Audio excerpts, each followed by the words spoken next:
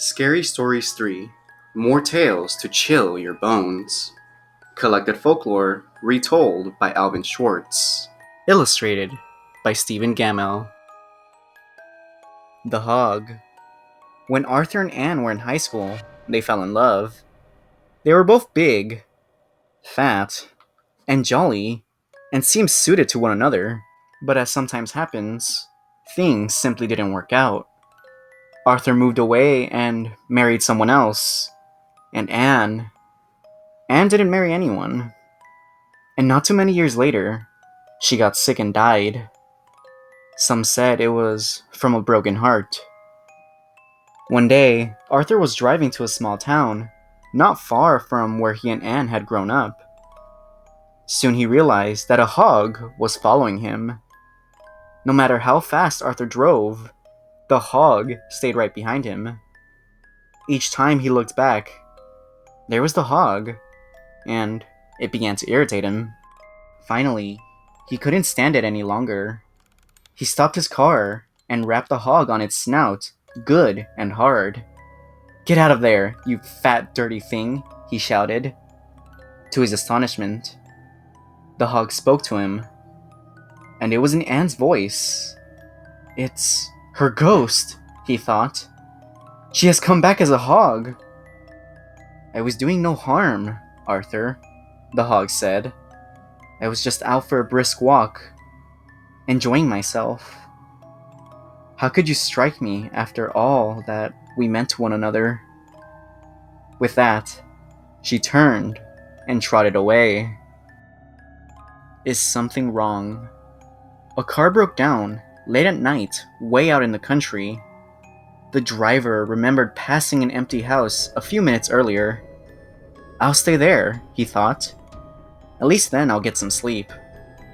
He found some wood in the corner of the living room and made a fire in the fireplace. He covered himself with his coat and fell asleep. Toward morning, the fire went out, and the cold awakened him. "It'll be light soon," he thought. "Then I'll go for help." He closed his eyes again, but before he could doze off, there was a terrible crash. Something big and heavy had fallen out of the chimney. It lay on the floor for a minute. Then it stood up and stared down at him. The man took one look and started running. He had never seen anything so horrible in his life. He paused just long enough to jump through a window. Then he ran, and ran, and ran, and ran until he thought his lungs would burst. As he stood in the road panting, trying to catch his breath, he felt something tap him on his shoulder. He turned and found himself staring into two big, bloody eyes and a grinning skull. It was that horrible thing. "Pardon me," it said. "Is something wrong?" "It's him." The woman was the meanest, most miserable person you could imagine, and her husband was just as bad. The only good thing was they lived in the woods all by themselves and couldn't really bother anyone else. One day, they were off somewhere getting firewood, and the woman got so mad at her husband that she grabbed an axe and cut his head off. Just like that. Then she buried him, nice and neat, and went home. She made herself a cup of tea and went out on the porch. She sat there, rocking in her rocking chair, sipping her tea, thinking how glad she was that she had done this awful thing. After a while, she heard this old, empty voice out in the distance, moaning and groaning, and it was saying, "Who's going to stay with me this cold and lonely night? Who?"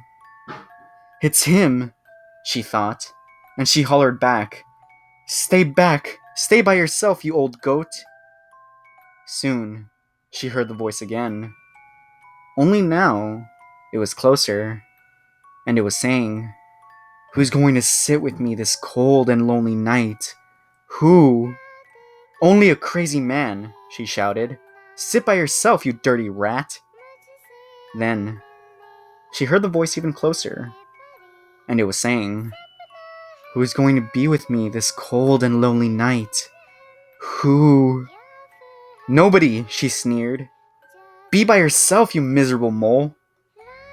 She stood up to go into the house, but now the voice was right behind her, and it was whispering, "Who's going to stay with me this cold and lonely night? Who?"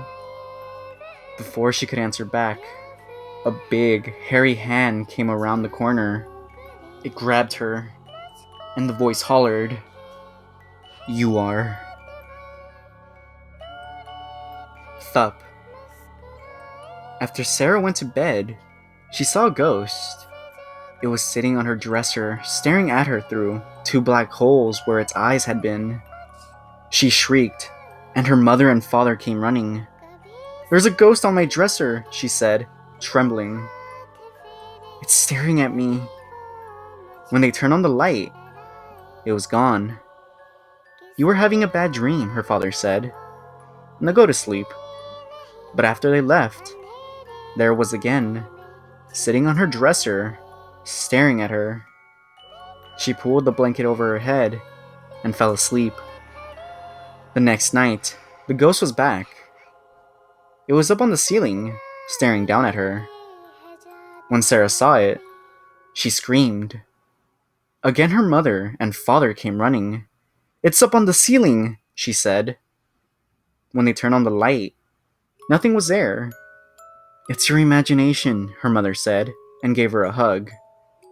But after they left, there it was again, staring down at her from the ceiling.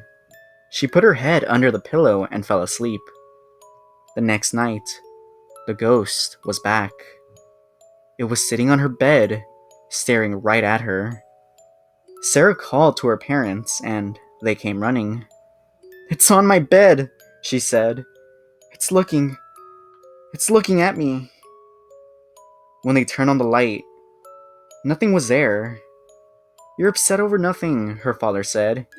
He kissed her on the nose and tucked her in. "Now go to sleep." But after they left, there it was again, sitting on her bed staring at her. "Why are you doing this to me?" Sarah asked. "Why don't you leave me alone?" The ghost put its fingers in its ears and wiggled them at her. Then it stuck its tongue out and went